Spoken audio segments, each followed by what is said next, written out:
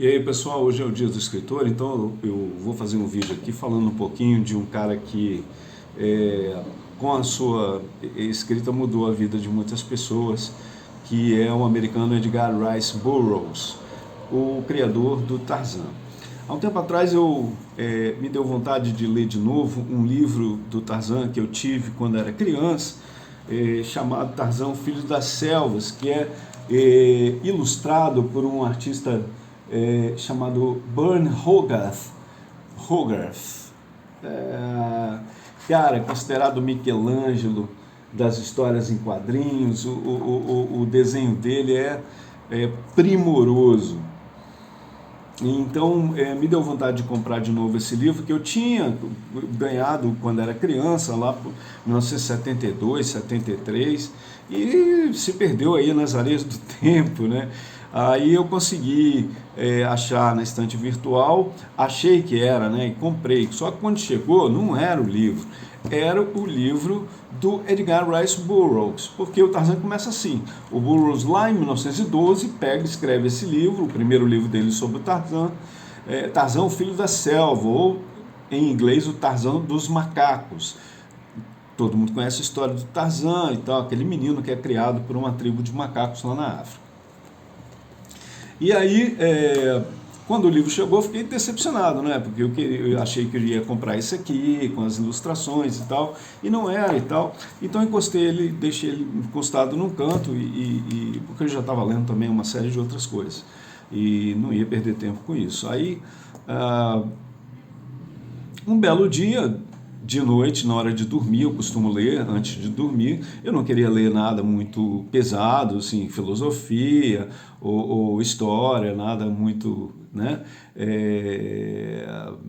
que exigisse muito, eu queria dormir. Então eu gosto muito de ler história em quadrinhos, ou mesmo... Aí lembrei do Tarzan, falei, sabe o que mais vou ler? E aí gostei pra caramba, cara. Gostei pra caramba. Só que quando chega no final, o Burroughs, ele não encerra a história, né? Ele deixa aquele gancho, igual na série, né? Quando acaba a temporada, você fica doido, pô, como é que isso vai acabar? E você tem que esperar um ano e tal. Imagina a galera na época. Até ele lançar o segundo livro, que é As Feras de Tarzan, que eu acabei tendo que comprar, né?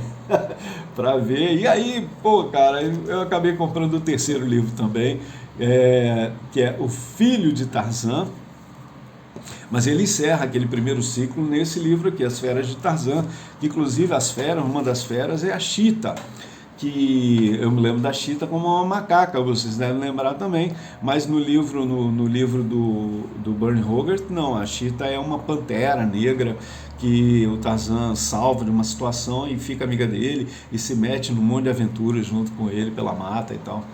E o Hogarth, logo depois que ele lançou o Tarzan, fez sucesso danado, e aí o cinema bancou e chamaram o campeão de natação, Johnny Weissmuller, para ser o personagem, fazer o Tarzan, e foi um sucesso danado, né? Só que o Edgar Rice Burroughs não gostava da maneira como o Tarzan foi retratado no cinema, porque ele imaginou o Tarzan Lord Greystoke, aquele Lord inglês, embora tenha sido seja uma coisa meio impossível ele ser um Lord inglês, porque ele foi criado e até o final da adolescência entre os macacos, sem trocar ideia com nenhum humano, né? Tinha uma tribo lá dos Mangani que ele de vez em quando perturbava, roubava lança e tal, mas não era, né? Não falava, não conversava. A linguagem dele era a linguagem dos símbolos lá, que segundo o autor, o Burroughs, então ele teria aprendido. E aí ele se queixava que o Tarzan era retratado de uma forma meio boboca no cinema, meio Tarzan, you Johnny, meio porque os roteiristas devem ter imaginado, pô, o cara foi criado na selva, ele deve ter suas limitações de comunicação, e isso seria evidente. Mas no livro ele acaba fazendo amizade com um oficial francês que ensina o francês para ele, e aí ele salva o cara numa situação, eles vão parar na França, de lá ele vai atrás da Jane na América, né? E já chega lá falando francês, inglês, o bobear estava falando alemão, sei lá mais o que. Então a imaginação do Burroughs, o Burroughs retrata o Tarzan mais ou menos como se fosse o 007, aquele cara bom pra caramba de porrada, vira um animal e todo mundo tem medo dele, sabe, mortífero e irresistível ao mesmo tempo. Mas não foi retratado assim no cinema porque isso não fazia o menor sentido. Por isso que a literatura do Burroughs é considerada pulp fiction, né? A coisa meio muito fantasiosa, ficcional, total, né? Mas ao mesmo tempo muito querida, muito admirada. Eu acabei comprando, cara, a coleção quase que toda dos livros do Burroughs. Tá tudo aqui, uma hora eu vou ler. Vai devagarzinho, porque é fácil de ler e tal. Estou no terceiro, que inclusive é o Filho de Tarzan, terceiro livro, que é curioso, porque quando eu comecei a ler, eu achei muito estranho o português, com uma série de expressões bastante arcaicas. Os outros já tinham, mas eram livros editados na década de 60, mas esse aqui, o português é tão diferente que eu achei que fosse português de Portugal, mas não era não. Eu fui olhar até a Companhia Editora Nacional São Paulo e aí fui ver a data. Ele foi publicado em 1949, cara. É um senhorzinho esse livro aqui.